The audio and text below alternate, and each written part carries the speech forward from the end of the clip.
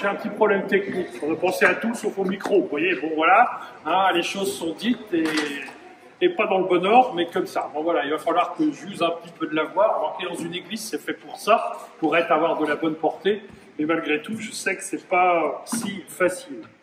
Alors, je suis ravi de tous vous accueillir. Hein. Merci, monsieur le député, aussi il est planqué et Paul, t'es là. Très bien. Je vous écoute, monseigneur. Monsieur le président de la Chambre des métiers, merci mon cher Michel d'être là, hein, d'assister à cette rencontre. Merci aux élus divers et variés, de la communauté de communes d'ailleurs, bien représentés. Merci à mes collègues d'être présents, des élus municipaux également. En tout cas, merci à tous les intervenants et particulièrement aux acteurs, je dirais, de l'artisanat qui sont des métiers d'art, qui sont aujourd'hui présents dans cet espace qui se veut chaleureux pour faire ce genre de manifestation. C'était pas prévu pour ça initialement, mais on en fait un joli lieu d'exposition. Entre autres, on fera plein de choses dans cet espace, bien entendu, et c'est une belle illustration de ce qu'on peut accepter dans un lieu revisité tel qu'il a été vu.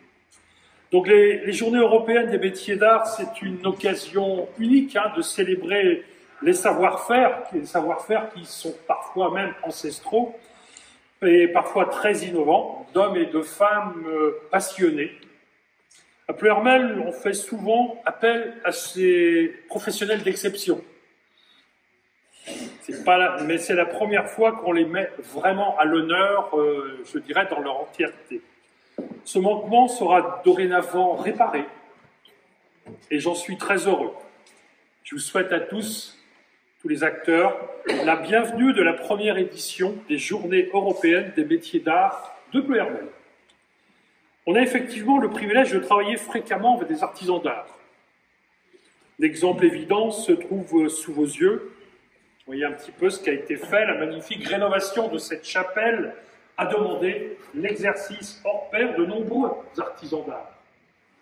Toujours concernant les monuments de la ville, nous avons également rénové le porche de la rue du Val, préparant avec les services de l'État la rénovation des remparts du XVIIe siècle, de l'église Saint-Arbel du XVe siècle et du porche situé près de la gare.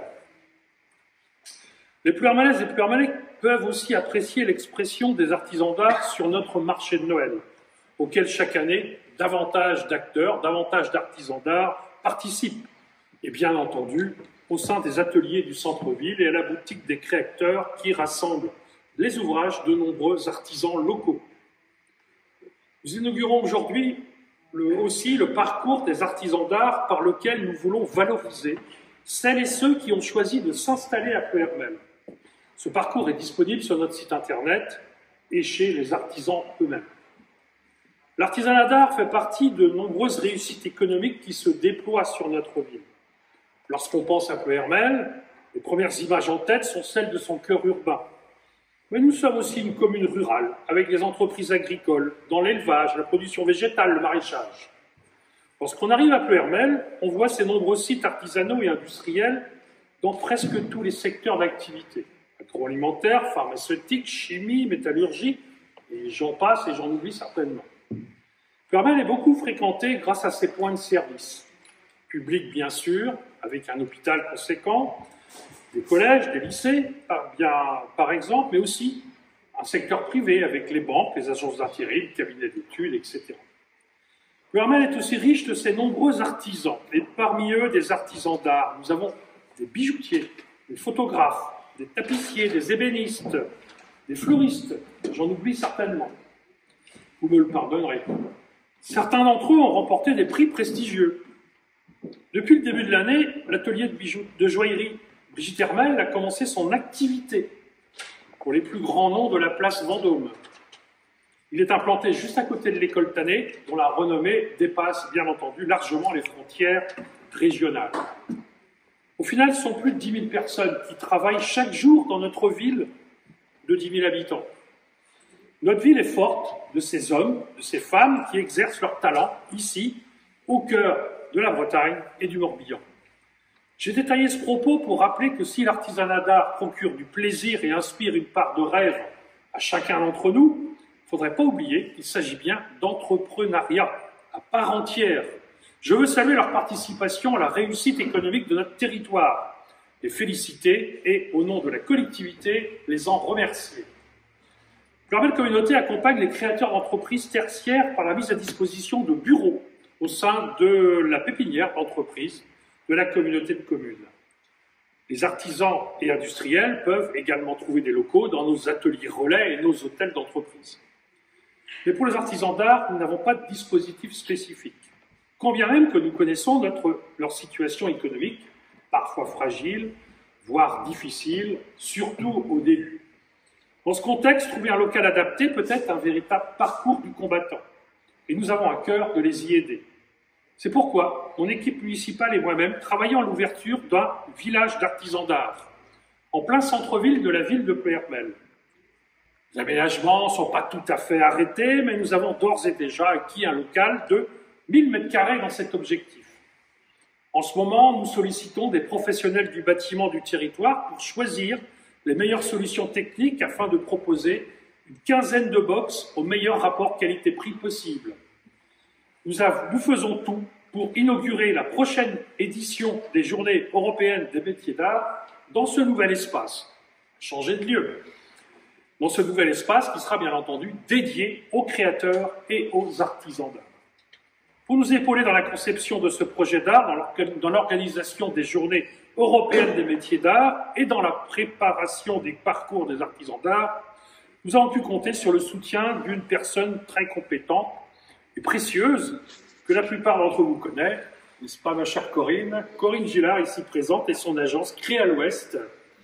Corinne, encore merci à toi pour tous tes bons conseils et surtout ton accompagnement. Tu es un partenaire de valeur à nos côtés et je t'en remercie. Je vous remercie tous de votre attention et vous souhaite une très belle première édition des Journées européennes des métiers d'art à Ploërmel.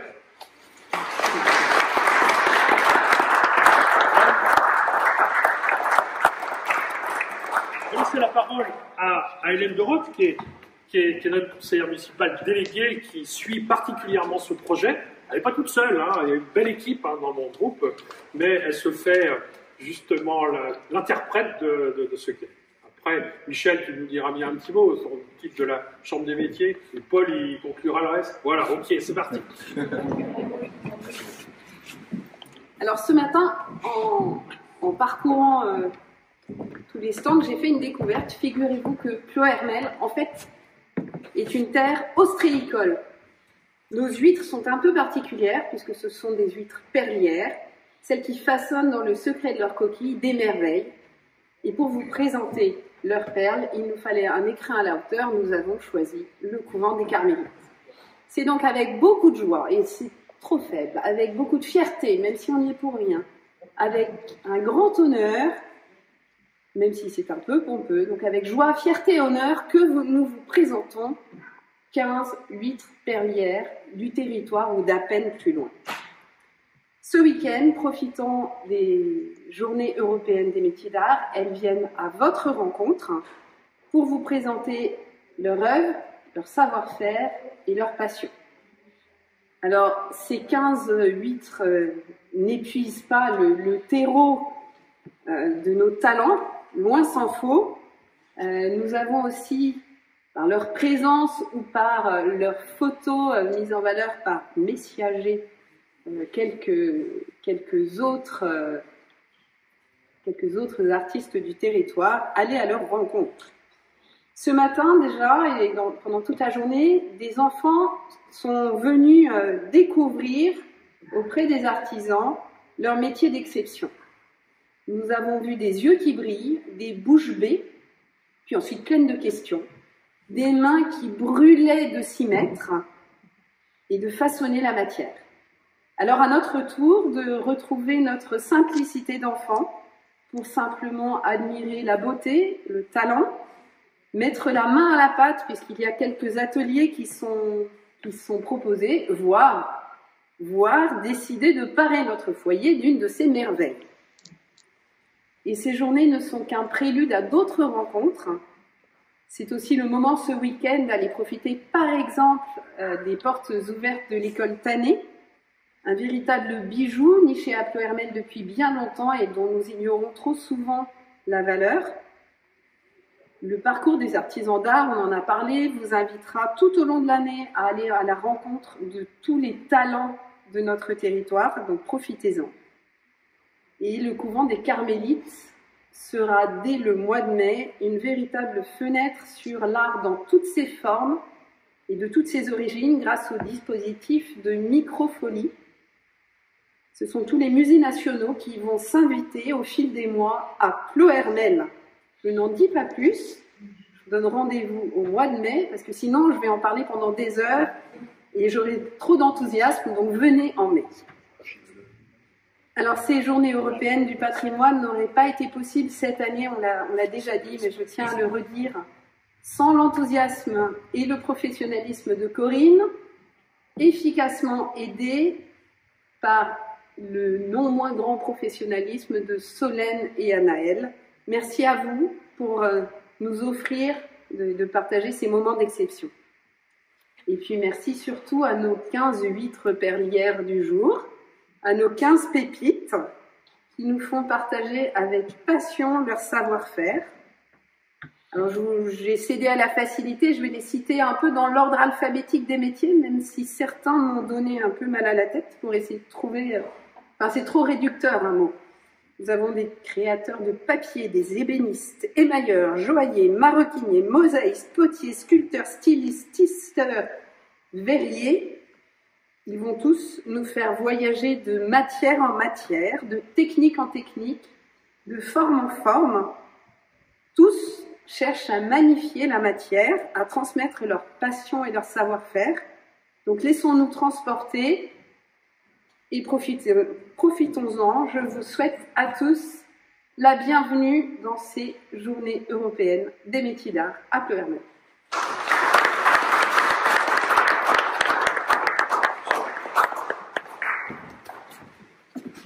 Merci Patrick de m'inviter à vous dire un petit mot.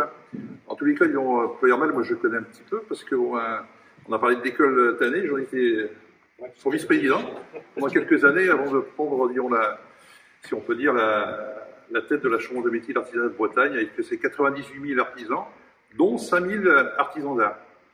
Et ce mandat-ci, il y a 4 ans, quand on l'a commencé, j'ai voulu absolument avoir un groupe dédié au métier d'art. Et là, depuis 1 an, ils ont encore mieux bossé qu'on pensait. Ils ont commencé à répertorier en partie l'ensemble des métiers d'art. Ceux qui ne sont pas répertoriés, on les invite à se répertorier. Et tous les trimestres, on essaie de faire des rencontres de métiers d'art. Dernièrement, pour le Morbihan, c'était à Ballet-Froid, il y a une quinzaine de jours. La semaine dernière, j'étais à Château-Giron, etc., etc. Donc on voyage beaucoup. Dans chaque département, on essaie de mettre en avant des petites cités de caractère. Et bon, c'est vrai que c'est souvent des hauts lieux, justement, de croissance pour les métiers d'art. On allie facilement les métiers d'art avec les petites cités de caractère. On prend Roche-Forêt, etc., etc. Et ce que je pourrais dire, simplement, c'est que on a beaucoup de chance ici, à Ploërmel, d'avoir un super écrin. Et aujourd'hui, certainement que les métiers d'art qui y sont les plus beaux des joyaux. Voilà ce que je pouvais dire. Merci, Michel.